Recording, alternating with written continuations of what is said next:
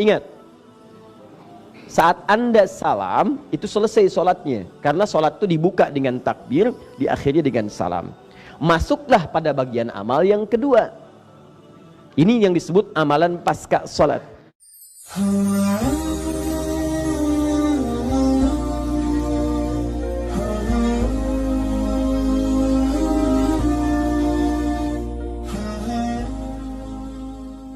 Amalan pasca salat merujuk pada keterangan Nabi SAW yang disebutkan dalam Sunan Ibnu Majah nomor hadis 925. Saya ingin tegaskan sejenak sebelum kita lanjutkan ke sesi yang ini untuk memberikan rincian amalan yang kemarin telah kita bahas supaya tidak nanti di antara kita melalaikan pembahasan yang lalu hanya untuk mendengar informasi yang sekarang.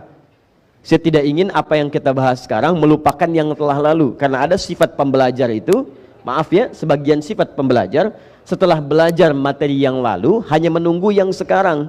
Begitu belajar yang sekarang, yang kemarin dilupakan. Dan celakanya persoalan ini sekarang melekat pada anak-anak didik kita, bahkan saat sekolah di sekolah-sekolah formal. Silahkan Anda cek, bahkan setelah selesai ujian yang dikejar cuma nilai, begitu nilai keluar ilmunya lupa. Coba tanya kembali anak-anak didik kita atau anak-anak bapak ibu setelah selesai ujian, tanyakan kembali materi ujiannya. Ah, materinya nggak penting mah, yang penting nilainya. Tuh. Jadi kalau ada yang seperti itu, maka kualitas pengetahuannya hanya tertuliskan di ijazahnya saja, nanti dalam praktikalnya sulit didapatkan. Ini hati-hati ya bapak ibu teman-teman sekalian, ini sering kami dapatkan bahkan siswa yang di luar negeri. Anda bisa bayangkan nggak, ada siswa Afrika belajar itu dari nol, sama sekali tidak bisa bahasa Arab. Al-Quran juga demikian. Bahkan huruf hijaiyah pun itu tidak tahu. Yang paling menarik, kawannya dari Indonesia datang kemudian itu sudah paham kaidah bahasa Arab, cuma bicara belum lancar. Akhirnya apa yang terjadi? Yang temannya ini yang Indonesia, tidak semua orang Indonesia ya, di sebagian. Jadi karena dia merasa sudah bisa, sudah tahu, dia jarang masuk kelas. Kadang masuk kelas pun tidak fokus, cuma dengar, karena dia merasa diujikan paling soalnya nggak jauh beda. Dia sudah tahu, sudah paham kaidah-kaidah itu. Yang ini masuk, kadang musim dingin pun yang orang jam 8, jam 9 tidur, dia sampai jam 1, jam 2 masih belajar. Anda tahu apa yang terjadi? 3 bulan kemudian, yang ini sudah lancar bahasa Arab. Plus dengan kaidahnya. Yang ini hanya tahu saja kaidah bahasa Arab yang telah dia pelajari sebelumnya dan bicaranya tidak selancar orang yang pertama ini. Yang ini lupa, yang kedua ini, bahwa di Arab belajarnya pakai bahasa Arab. Di Indonesia belajar kaidah bahasa Arab pakai bahasa Indonesia. Sedangkan yang ini dia masuk kelas pengajarnya orang Arab. Di setiap yang diucapkan dia nggak bisa bahasa Indonesia, apalagi bahasa Sunda. Yang dia ucapkan pasti bahasa Arab. Maka setiap dia pulang dari sini dapat kosakata.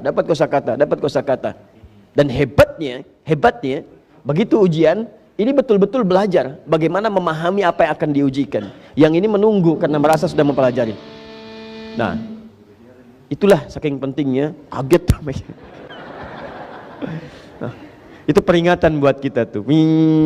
Jangan sampai terjadi seperti itu. Amalan pasca salat.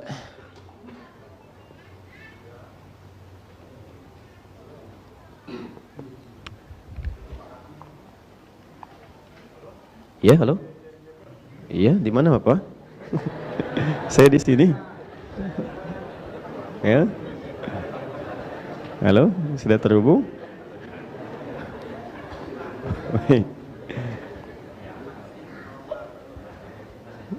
Sudah. Baik. Quran surah keempat ayat 103. Saya rinci dulu ya, supaya kita tahu apa yang kita bahas sekarang. Amalan pasca salat disebut langsung oleh Allah, namanya zikir. Fa idza qadaytumus shalah, maka jika Anda telah tuntas mengerjakan salat, fadhkurullaha, maka bergegaslah untuk zikir kepada Allah Subhanahu wa taala. Jadi, alhamdulillah, amalan pasca salat, kalau kita ingin mengerjakan amalan setelah salat, salam kemudian assalamualaikum warahmatullahi, assalamualaikum warahmatullahi, selesai salatnya. Ingat, Saat Anda salam, itu selesai sholatnya. Karena sholat itu dibuka dengan takbir, diakhiri dengan salam. Masuklah pada bagian amal yang kedua. Ini yang disebut amalan pasca sholat. Anda tidak mengerjakan ini pun, sholatnya sudah sah. Benar sholatnya. Hanya Anda nanti kehilangan beberapa potensi-potensi amalan, yang dengan itu menambah pahala-pahala dan manfaat-manfaat yang lain. Jelas sampai sini? Baik. Apa amalan yang tadi? Zikir. Apa itu zikir? Zikir itu secara singkat segala amal atau aktivitas yang mampu mendekatkan kita dekat dan mengingatkan kita dengan Allah Subhanahu wa taala. Kalau amal ini dikerjakan, keadaan kita menjadi lebih dekat dengan Allah Subhanahu wa taala. Kalau amal ini dilakukan, kita lebih ingat dengan Allah Subhanahu wa taala. Kalau ada yang zikir, keadaannya tidak lebih dekat dengan Allah, pasti ada yang salah zikirnya. Kalau ada yang zikir, kemudian, maaf, amalan itu tidak mengingatkan dia dengan Allah, pasti ada yang keliru zikirnya. Karena zikir itu ketika disyariatkan oleh Allah, tujuan utamanya membuat orang ingat dengan Allah. Tahu dari mana Ustadz dalilnya? Buka Quran kemudian, surah kedua Al-Baqarah, ayat 152, paling kanan sebelah bawah. Fadhkuruni, maka berzikirlah kalian kepada saya, ingat kepada saya. Azkurukum, maka aku pun akan ingat kepada kalian. Jadi kalau orang-orang ingat dengan Allah, maka Allah pun akan mengingatnya. Ini buktinya mustahil Allah ingat kepada kita kalau kita tidak ingat dengan Allah. Ada kedekatan diri kita dengan Allah Subhanahu wa taala. Paham? Baik. Jadi ini poinnya.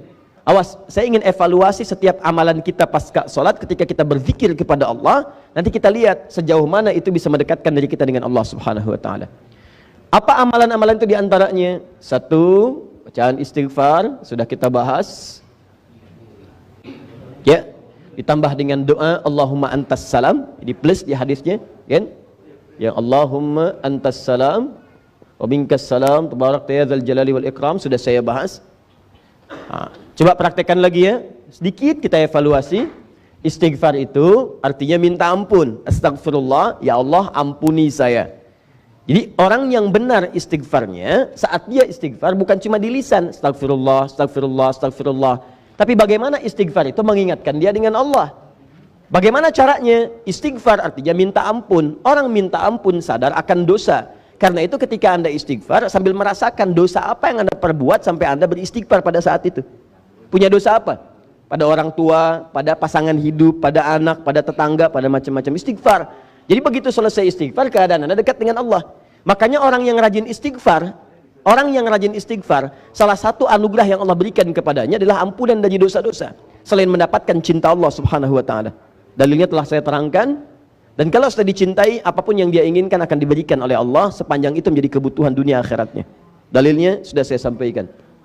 Kemudian setelah ini, sudah istighfar, Allahumma antas salam, sudah selesai. Ada bacaan, kemudian zikir la ilaha illallah wahdahu la syarikalah, lahul mulku wal hamdu wa huwa ala kulli syai'in qadir. Ya, ini sudah kita bahas. Awas, hati-hati.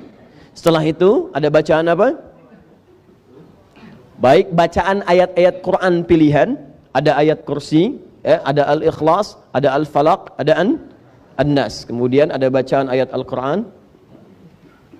Sebelumnya kemudian kita telah bahas juga ada 3 bacaan utama yang subhanallah, alhamdulillah, kemudian Allahu Akbar. 3 bacaan utama. Saya sudah terangkan. Ini untuk mengurutkan saja. Subhanallah, alhamdulillah, kemudian Allahu Akbar. Fokus sini ya Pak ya, Bu ya.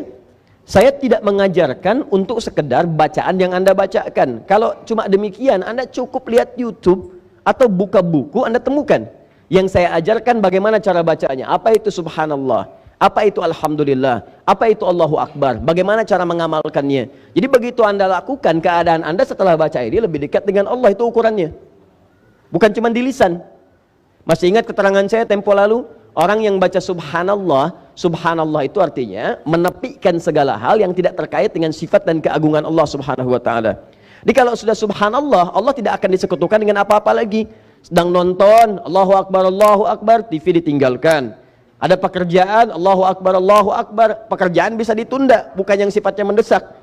Maka Anda tunda dulu, tunaikan sholat. Itu yang disebut dengan subhanallah. Ya, maaf, alhamdulillah, semua yang kita kerjakan bermanfaat. Pakaian bermanfaat, ya, kendaraan bermanfaat, rizki bermanfaat, tidak korupsi, tidak mencuri. Jadi kalau tiap hari Anda ucapkan alhamdulillah, alhamdulillah, tapi korupsi juga, mencuri juga, menipu juga, berselisih juga, pasti ada yang salah di situ. Pasti ada yang salah. Apalagi maaf ya, maaf sudah menipu, mencuri. Ya begitu kemudian ditanya, ayo bawa tasbih, subhanallah, subhanallah, pakai peci, mulai pakai kerudung gitu kan. Nah, pasti ada yang salah. Nah, kalau ini sudah selesai, termasuk nanti bacaan ayat kursi. Nah, apa ciri keberhasilan orang yang zikir dengan bacaan-bacaan ini dengan termasuk ayat kursi? Maka kemudian dia akan dijaga oleh Allah dari pengaruh-pengaruh setan. Pertemuan lalu saya terangkan, ada setan masjid, setan rumah, setan macam-macam. Jadi kalau Anda benar zikirnya, Anda sudah punya benteng dengan setan. Makanya Allah turunkan surat benteng, surat perisai, surah ke-15 Al-Hijr. Inti surah Al-Hijr itu kan ada intinya di ayat ke-40. Ya, ketika iblis mengatakan kepada Allah, ya Allah, aku akan goda semua hamba-hambamu, aku akan palingkan darimu. Bahkan nanti di Al-A'raf itu aku akan goda dari depan, dari belakang, kanan, kiri. Cuma ada satu golongan yang sulit aku goda. Ya, bukan nggak digoda, dia mau goda, cuma nggak bisa. Seakan-akan ada perisai di sekitarannya. Siapa orang ini? Illa ibadaka minhumul mukhlasin. Yaitu orang-orang yang punya sifat mukhlas. Orang mukhlas berjuang untuk mukhlas. Perjuangannya disebut dengan mukhlis. Sifatnya disebut dengan ikhlas. Maka turun surah Al-Ikhlas. Qul huwallahu ahad. Menepikan dari iblis. Qul a'udzu birabbil falaq. Qul a'udzu birabbin nas. Puncaknya kemudian ayat kursi. Jadi kalau orang mengamalkan ayat-ayat ini dengan perilaku yang disebutkan dalam ayatnya, kerjakan ini, jauhi ini, maka Allah akan bentengi dia dari setan. Begitu setan akan menggoda, nggak tembus. Bukan nggak digoda, karena setiap orang hidup nggak akan lepas dari godaan setan. Cuman dia paham, begitu mau sholat muncul godaan, tunda dulu sebentar, toh belum qomat, tunda, maaf ya, saya mau sholat. Itu nggak ngaruh tuh. Jadi seakan-akan nggak ada pengaruh ke jiwanya itu. Jalan aja lewat. Malam tahajud dia nggak peduli. Mau Juventus lawan Inter Milan, mau skornya 1-0, terserah. Saya nggak peduli, saya mau sholat gitu.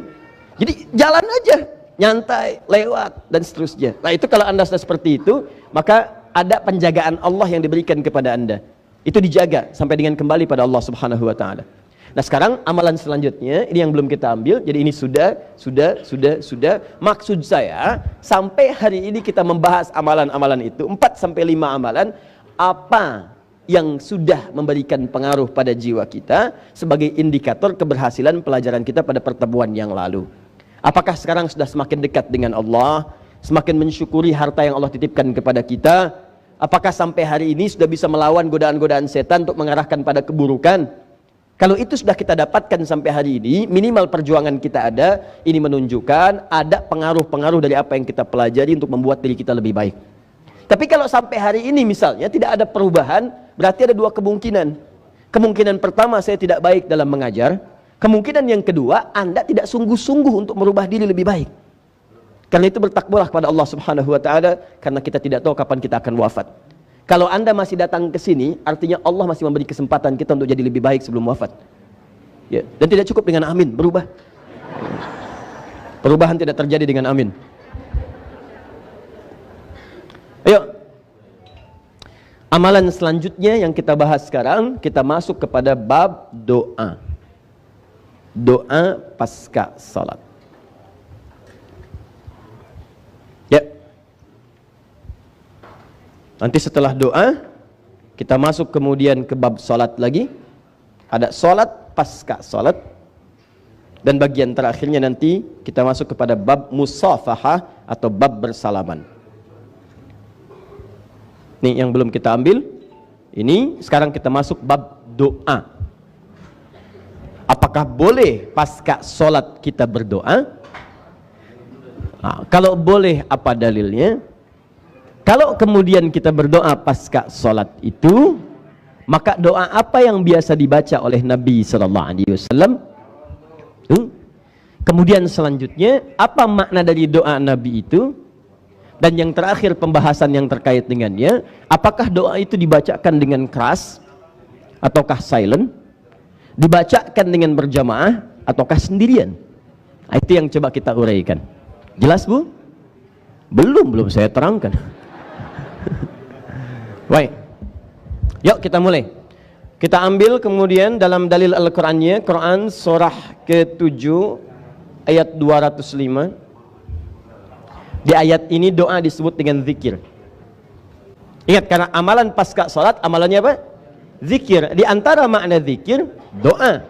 Dari mana diketahui di antara makna zikir itu doa? Buka Quran surah ke-7 ayat ke-205. Wadhkur rabbaka fi nafsika tadarruan wa khifatan wa dunal jahri minal qaul. Wadhkur, dan berzikirlah, maksudnya berdoa di situ. Silahkan kamu berdoa dengan penuh kelembutan, dengan penuh harap, dengan penuh kekhusyuan kepada Allah Subhanahu wa taala. Mohon, minta. Nanti saya turunkan kaidah-kaidah doa. Bagaimana menyusun kata-kata seperti diajarkan oleh Al-Qur'an. Begitu Anda susun seperti ini, seakan cepat doa dikabulkan. Masya Allah. Yuk kita lihat. Jelas ya? Nah, sekarang hadisnya, ambil hadis riwayat Ibnu Majah. Insyaallah kita sudah cek. Nomor hadis 925.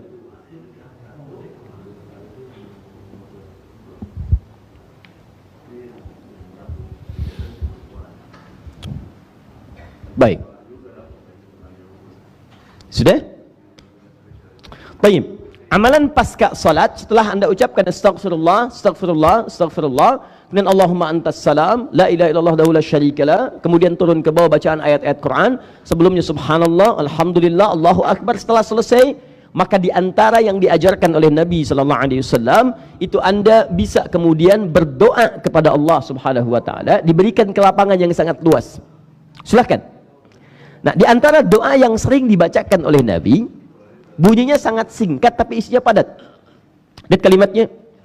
Allahumma inna nas'aluka. Kalau untuk banyak orang, kalau untuk sendirian, inni as'aluka. Ya Allah, sungguh kami memohon kepadamu, meminta kepadamu, ilman nafi'a, satu, ilmu yang bermanfaat. Dua, rizqan tayyiba, rizki yang berkah dan baik. Tiga, wa amalan mutaqabbala, dan amal yang diterima olehmu. Tiga hal. Satu, ini sudah paham yang ini? Baik, saya hapus boleh? Baik, masih ingat insya Allah? Masih ya? Amalan pasca sholat apa? Zikir, baik, alhamdulillah. Yang nomor 4 apa? Oh, masya Allah.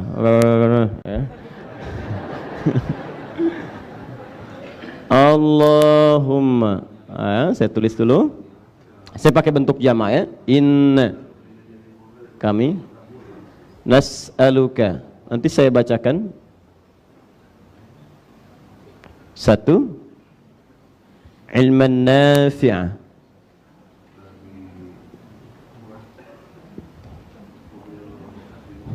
Dua, rizqan tayyibah.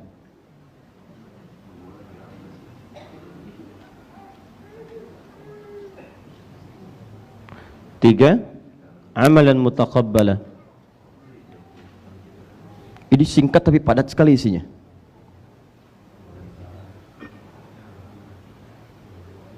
Mutaqabbalah. Ya, tiga hal ini terdapat di hadis riwayat Ibnu Majah nomor hadis 925. Ini doa yang sering kali dibaca oleh Nabi sallallahu alaihi wasallam pasca salat. Nah, perhatikan baik-baik ibu dan bapak cara memahami ya. Cara memahami dari satu nas baik Al-Quran atau hadis yang kemudian nampak kepada kita dalam kaidah usul fikih nanti yang disusun oleh para ulama. Usul fikih itu dasar-dasar menyimpulkan hukum. Kalau Al-Quran dan hadis disebut dalil hukum. Cara memahami hukum nanti ada kaidah hukum. Kaidah hukum disebut dengan kaidah fikih. Dasarnya disebut dengan usul fikih. Dalam usul fikih ada bab yang namanya al-am wal khas, umum dan khusus.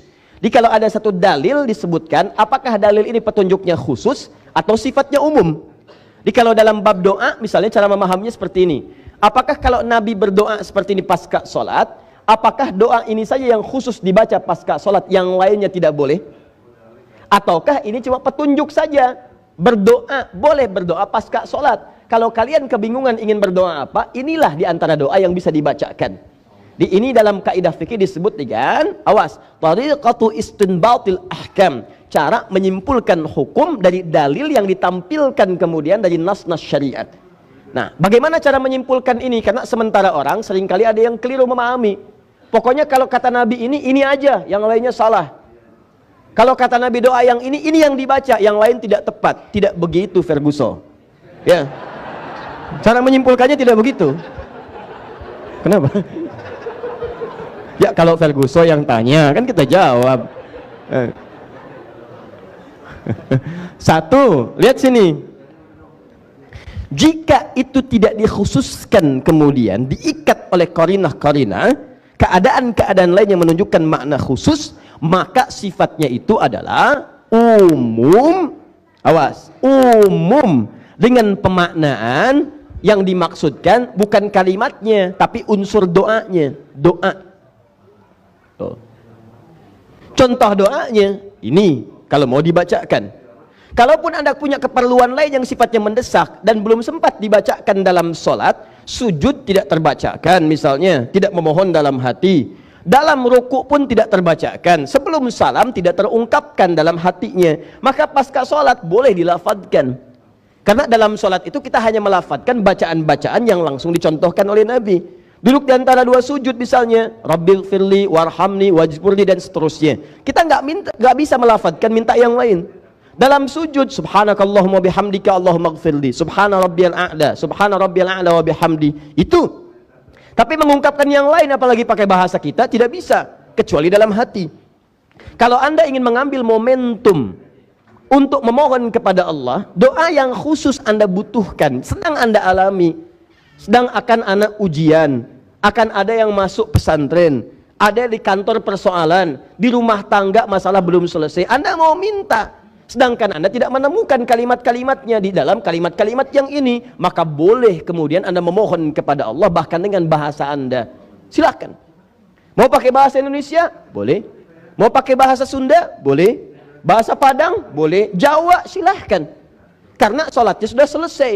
Yang ada sekarang kedekatan Anda dengan Allah dibangun dengan amalan-amalan zikir, di antaranya doa. Jelas. Dari mana isyarat doa boleh? Dengan adanya doa Nabi sallallahu alaihi wasallam. Tapi cara memahami doa ini adalah prinsipnya, ini gambaran umum kebolehan berdoa pasca sholat. Itu yang harus disimpulkan pertama kali. Jelas? Nanti kalau setelah itu, Ustadz, kalau Anda bertanya, ada enggak doa dari Nabi yang bisa saya bacakan pasca sholat? Ada, contohnya ini. Jelas ya? Jadi jangan disimpulkan bahwa pasca sholat itu yang dibaca cuma yang ini saja, yang lain tidak boleh. Itu kesimpulan yang tidak tepat. Paham? Ini cara menyimpulkan dalam hukum fikih. Nanti banyak bab semacam ini, banyak sekali.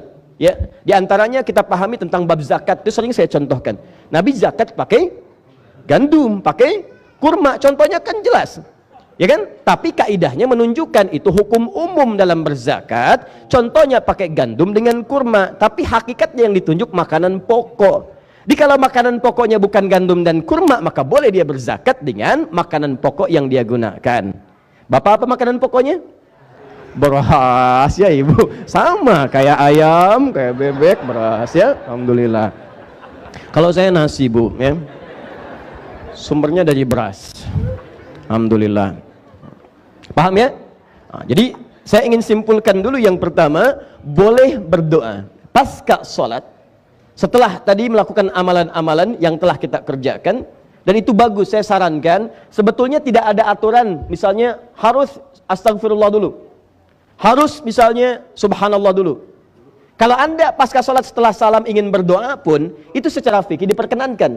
Tapi kalau saya anjurkan, ikuti urutan-urutannya, dan manfaat dari urutan itu membangun kedekatan kita dulu dengan Allah.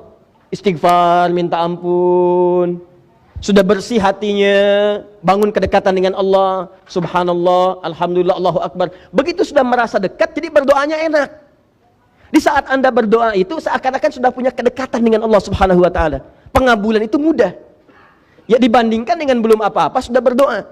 Makanya kenapa rahasianya dalam sholat, masih ingat pelajaran yang lalu? Ketika Anda ingin pindah gerakan satu kepada yang lainnya, maka para ulama mengatakan jangan langsung berdoa sebelum Anda tumakninah dalam posisinya. Awas, bahkan bahasa Nabi. Awas, wala tasjud. Jangan sampai kemudian dia sujud. Ya, hatta yatma'inna fis sujudi. Sampai kemudian dia merasa tenang dalam sujud, ya tumanina. Jadi bukan berarti baru turun, sami'allahu liman hamidah, Allahu akbar, belum napak dah doa. Subhana rabbil a'la, subhanakallahumma wa bihamdika Allahumma ighfirli. Itu enggak ada bekas di jiwanya. Baru bangkit, Allahu akbar, duduk di antara dua sujud, sudah doa. Rabbighfirli warhamni. Kenapa enggak tenang dulu?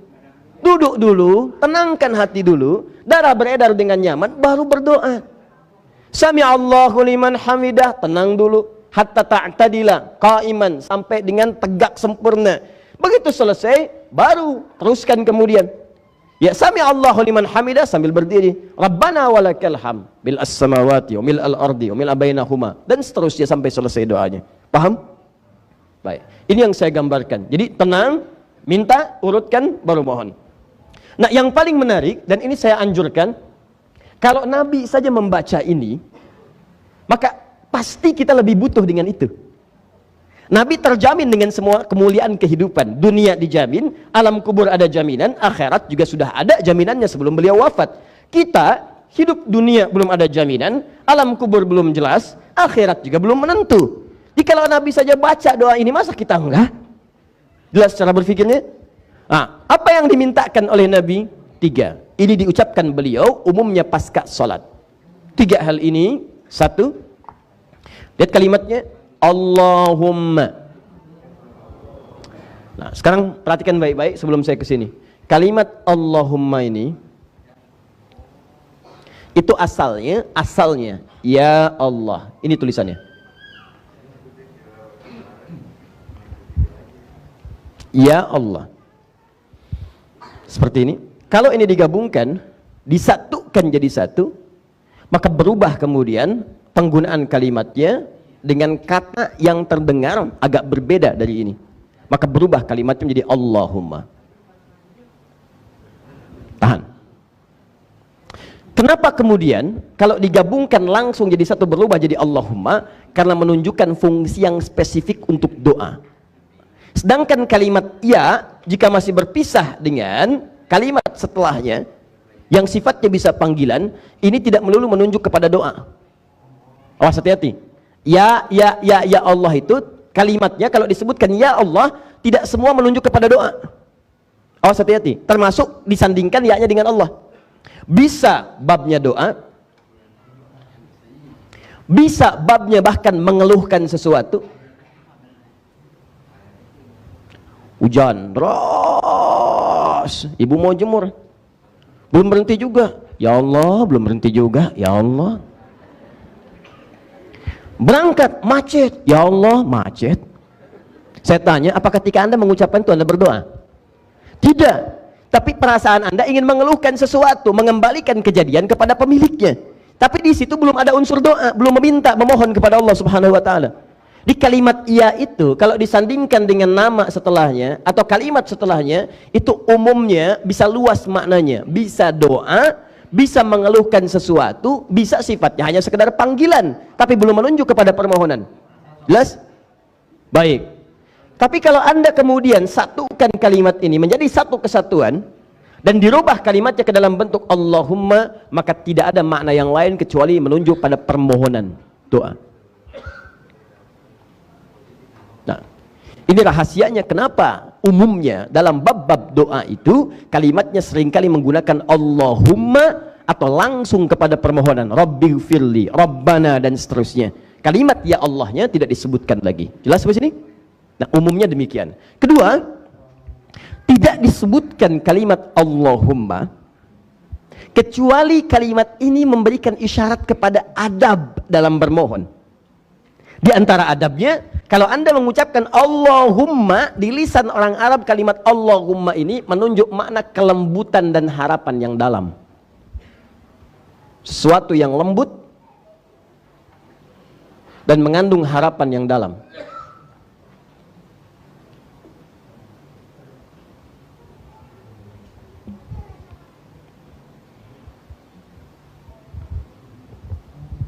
Sudah?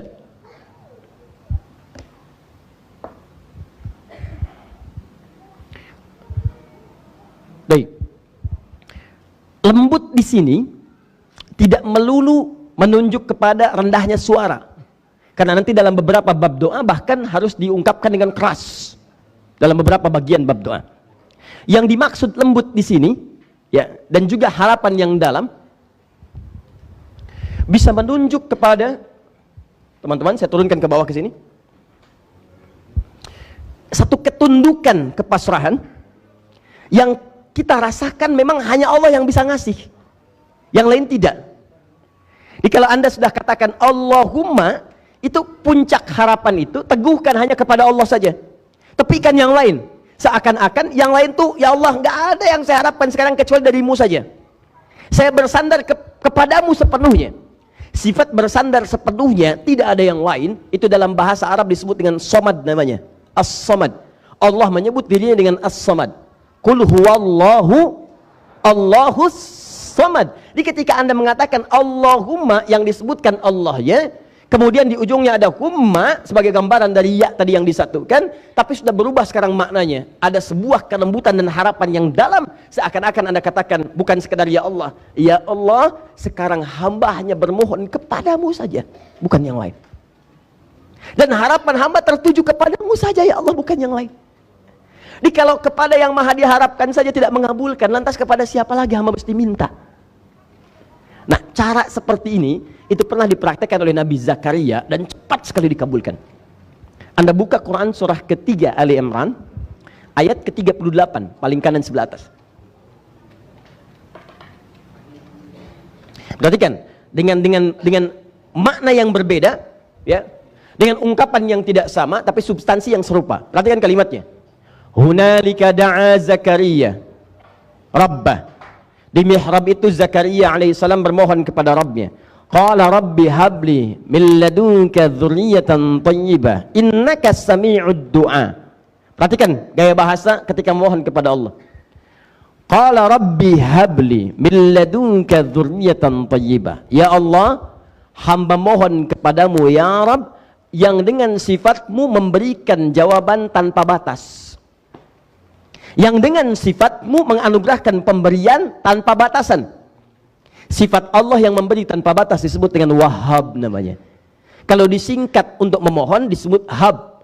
Untuk pribadi Habli, untuk banyak orang Lana, Hablana. Kata Nabi Zakaria, Rabbi Habli, ya Allah yang maha pemberi tanpa batas. Kenapa beliau mencari nama ini? Karena orang-orang memberikan batasan pada keadaan Nabi Zakaria. Kata orang-orang, sudahlah, Anda tidak akan pernah punya keturunan. Istri Anda pun divonis secara klinis, maaf Bu ya, monofus dan mandul. Anda sudah sepuh begini, mana mungkin punya keturunan? Maka memohonlah Nabi Zakaria menyebut nama Allah dengan penuh harap. Dan beliau sudah nggak peduli dengan pembicaraan orang, hukuman orang, vonis orang, sudah nggak peduli. Beliau katakan, ya Allah, sekarang saya hanya fokus kepadamu yang memberi tanpa batas. Dan mereka mengatakan, aku punya batasan. Begitu memohon, anugerahkan dari sisimu saja ya Allah, bukan yang lain. Saya hanya yakin denganmu. Innaka sami'ud du'a. Engkau pasti mendengar doa saya. Kalau pada yang maha mendengar saya tidak mengabulkan, lantas kepada siapa lagi saya mesti mohon? Perhatikan, apa yang terjadi setelah kalimat itu disampaikan? Turun jawaban di ayat 39. Fanadatul malaika, pakai fa. Saya sering sampaikan, fa itu huruf perangkai di antara dua peristiwa tanpa jeda. Harfu atfin rabitin baina syai'aini bila hudud. Peristiwa pertama berdoa, peristiwa kedua pengabulan doa. Antara pengabulan dengan berdoa nggak ada jeda. Jadi begitu selesai doa, turun jawaban. Allah kasih kabar gembira, Anda akan punya anak. Langsung diberi nama Yahya. Seketika. Nah, pertanyaan saya, apakah setiap Anda berdoa kepada Allah, bahkan menyebut kalimat ini, ada rasa penuh harap yang dalam jiwa Anda? Jangan-jangan cuma kalimat di lisan aja. Allahumma ighfirli wa li walidayya warhamhuma kama rabbayani shaghira.